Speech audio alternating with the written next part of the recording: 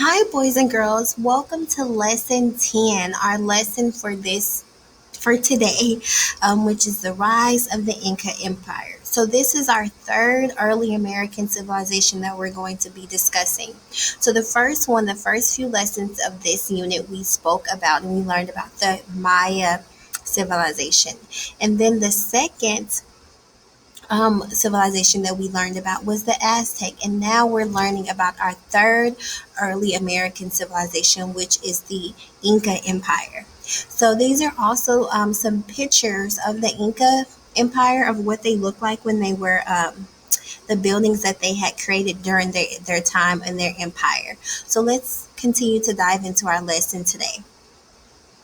So, the first thing that we're going to discuss in the first aspect of our lesson that we're going to go over is our reading. So, in reading, we will identify key details about the Inca Empire and summarize how the Inca Empire grew to become the largest pre Columbian empire. Wow, so this is some more information, some new information that we learned. It was one of the largest, it became the largest pre Columbian empire. Wow. So we're going to learn more details and things and be able to summarize by the end of our reading lesson the Inca Empire.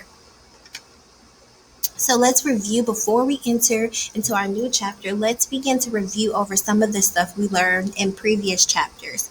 So we already learned that what Maya and the Aztec civilizations both were located in Mesoamerica. So again, this we're going to learn in this lesson where the Inca were located, but we learned in the previous chapters where the Mayan Aztec empires were located. Also, in chapter 1, we read that the Inca Empire grew to parts of net, which is now Ecuador, Bolivia, Chile, and Argentina. So now we kind of know where the Inca Empire, even though it's not around today, where they were located on to the states and cities, not the states, the countries and places they are located today. And in chapter 1, we learned that the Inca civilization began in the Andes Mountains in what is present day Peru. So that is also stuff. So we learned about a little bit about the location and where they are today and what the present location is today. So it's always good to review over what we know as we go into what we are going to learn today.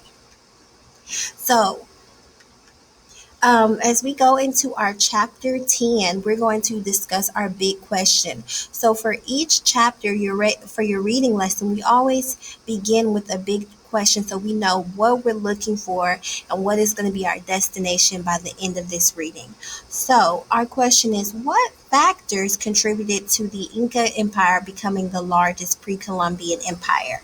And when we look at this word factors, we can think of what things or what happened to help when we think about contributed, so that's like give into or to help, what things allowed or enabled the Inca Empire, to become so successful and so large. So, what things? Maybe is it the location that could be a factor, or maybe the crops and things they were able to do. Maybe their governmental structure. So let's dive into our reading today so that we can figure out what factors contributed to their success in becoming what the largest pre-Columbian empire.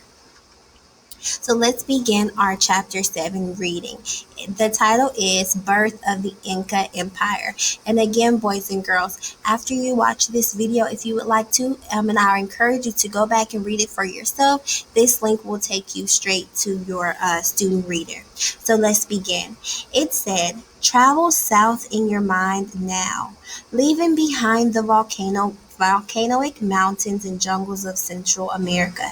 As you wind your way down into South America, you will cross the equator. You will pass through some lush rainforest in the Amazon River basin.